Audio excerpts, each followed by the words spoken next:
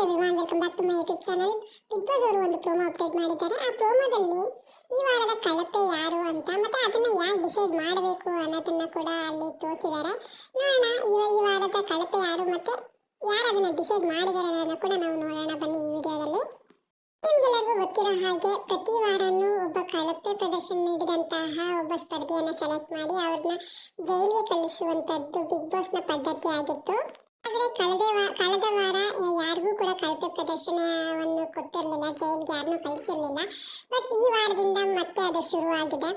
ಈ ವಾರದ ಕಳಪೆ ಆಗಿರೋರನ್ನ ಈ ಒಂದು ಸೀಸನ್ನ ಮೊದಲನೇ ಕಳಪೆ ಅಂತ ಕೂಡ ನಾವು ಹೇಳ್ಬೋದು.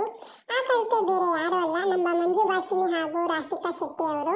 ಹಾಗೆ ನಿಮ್ಗೆಲ್ಲರಿಗೂ ಗೊತ್ತಿರೋ ಹಾಗೆ ಯಾರು ಕಳಪೆಗೆ ವೋಟ್ ಮಾಡ್ತಾರೆ ಅಂತಂದ್ರೆ ಮನೆಯ ಪ್ರತಿಯೊಬ್ಬ ಸ್ಪರ್ಧಿಯು ಒಮ್ಮತದಿಂದ ವೋಟನ್ನ ಮಾಡಿ ಚೂಸ್ ಮಾಡ್ತಾ ಇದ್ರು. ಬಟ್ ಈ ಸಲ ಆ ಥರ ಆಗಿಲ್ಲ.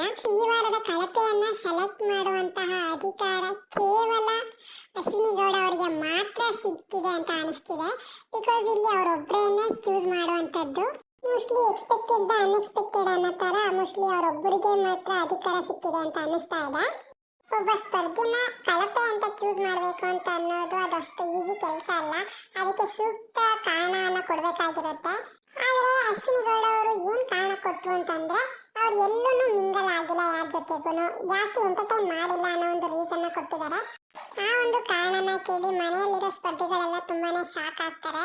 ಮೋಸ್ಟ್ಲಿ ಅಶ್ವಿನಿ ಅವರು ಮಂಜು ಭಾಷಿಣಿ ಅವ್ರ ಮೇಲೆ ರಿವೆಂಜ್ ತಗೊಳ್ಳೋಕ್ಕೋಸ್ಕರ ಈ ಥರ ಒಂದು ಡಿಸಿಷನ್ ತಗೊಂಡಿದ್ದಾರೆ ಅಂತ ಕೂಡ ಅನ್ನಿಸ್ತು.